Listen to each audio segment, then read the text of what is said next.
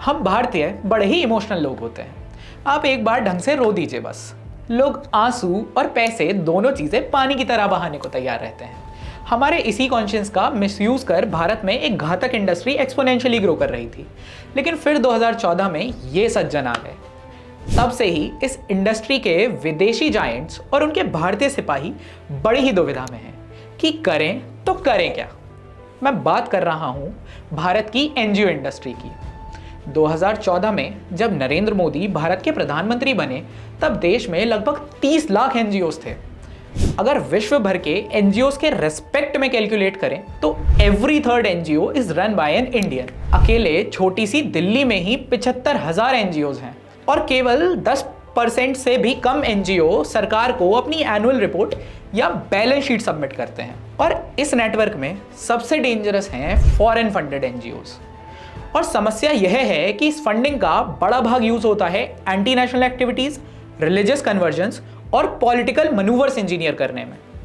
मैं आपको एक एग्जांपल देता हूं। जॉर्ज सोरोस की ओपन सोसाइटी फाउंडेशन एक फेलोशिप चलाती है जिसका नाम है सोरोस इक्वालिटी फेलोशिप। अब इस फेलोशिप के रेसिपिएंट्स क्या गुल खिलाते हैं, आप स्वयं देख लीजिए।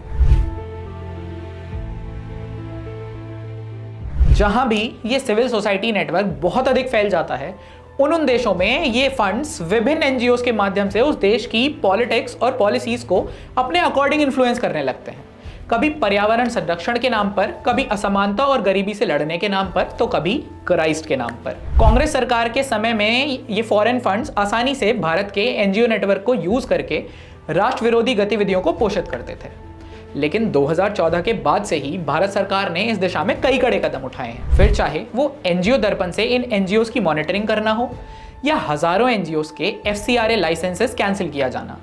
2014 से पहले जिन एनजीओस ने कभी ट्रांसपेरेंसी, इम्पैक्ट और अकाउंटेबिलिटी के मानकों का मजाक बनाया हुआ था, आज उन्हें या तो अपनी फंडिंग और स्पेंड्स का हिसाब देना पड़ता है या फिर अपना बोरिया बिस्तर समेट कर भारत से जाना पड़ता है।